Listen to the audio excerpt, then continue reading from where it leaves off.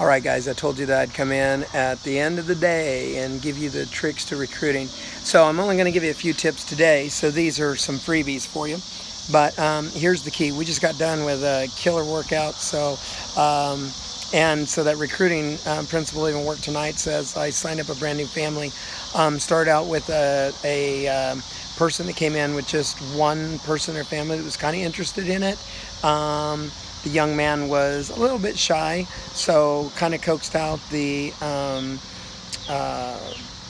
older sibling out on the floor. They got immediately hooked, and it went from a phone call to a visit to just see. Walked them right in onto the floor, included the person that was just going to be kind of on a support system, and then now I have mom, dad, and the two girls. So got another family getting ready to kind of try the same thing, where I have a little boy that's a little bit shy, but sister really likes it, and I think dad's going to jump in. And so we're seeing this over and over and over. The cool thing about recruitment is this: just treat people right. Get out there, make things exciting. Recruitment starts with that first piece. Remember, in our first segment we talked about having respect in the martial arts community. You have to have your certifications in place, continual education. Those things just help you to join the credibility. In your town, do people, when they mention martial arts or fitness training or working with kids or any of that kind of expertise, who is the expert in your community? If it's not you, then how do you get that way? And so what I've had to do over the course of years, because we've had several schools in our area, and definitely there's been people before me, there's still people coming after, new schools popping up all the time, there's schools 30 minutes away. And so when you're in that area, you have to be the area expert. And so that comes with just getting out there.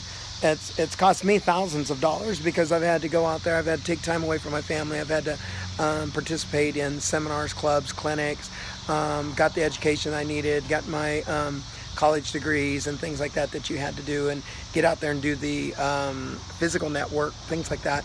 So get that respect out of the community. And so I earned my way. For some people, you don't have a lot of years to do that. So what I'm going to do is teach you how to get that respect in that community with your proper accreditations and clinics, and connecting with somebody that can help you. So whether it's me or it's with somebody that you trust, that you're already currently working with, if it's not getting that done, then you need to find somebody that can help you with that piece of the puzzle. So definitely connect with somebody that can give you proper accreditation. Next, you want to have that retention. The retention factor comes with proper recruitment. So when I recruit, I don't want every single student that walks through that door in my school. I want the people that are going to fit. So for me, revenue will follow, one, retention, and two, it's going to follow the model that you put out there. If I have somebody that doesn't fit just because their check clears, that doesn't work for me, because you let them kind of guide and direct where your school's going. I don't like that. For me, I have a tryout. I make sure that they can fit into our model. They understand it's yes sir, no sir, yes ma'am, no ma'am. They understand that when I'm on the floor, I'm the leader.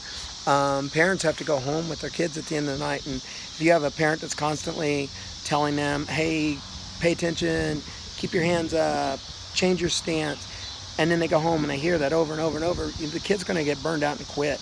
And that's what happens in a lot of after-school sports. So I'm the boss, I'm the authority, I'm the expert on the field, because they don't have to go home with me. I send them off. They go with mom and dad for a couple days, and then they come back. Hey, Mr. Rangel, we're back. It's kind of like a drill sergeant thing.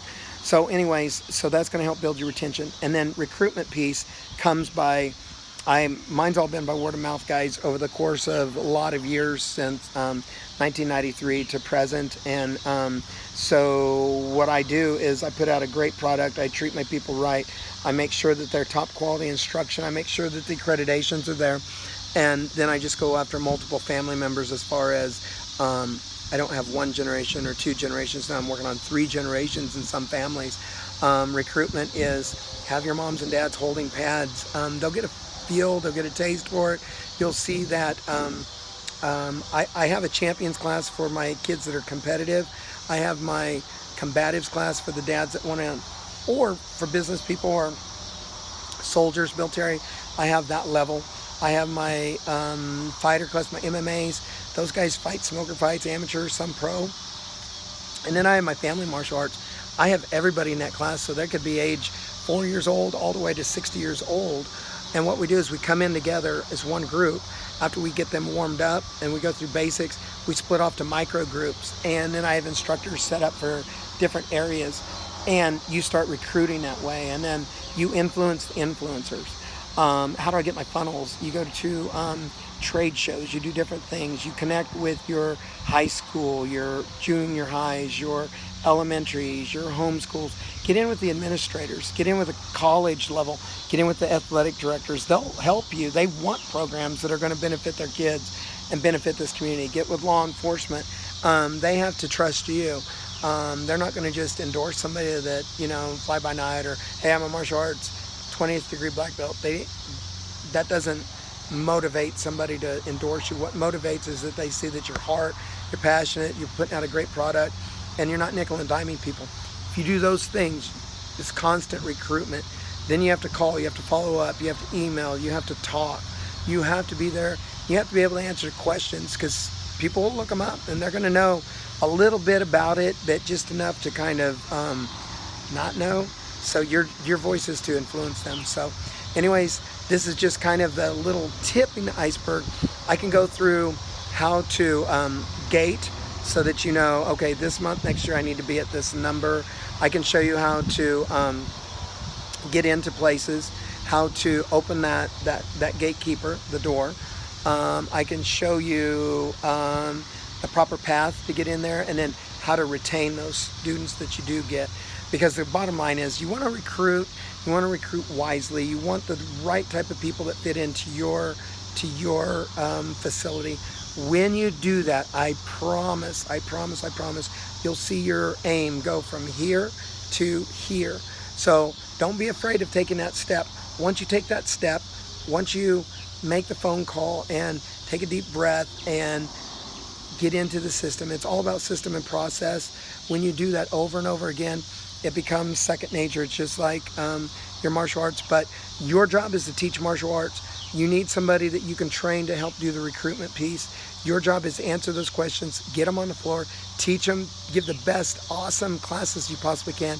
They'll keep coming back. Your school will grow. We're going to aim to the top.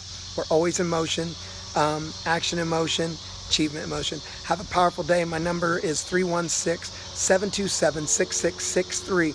Reach out to me and let's talk. Let's take you all the way to the top. Have a great day. Thanks.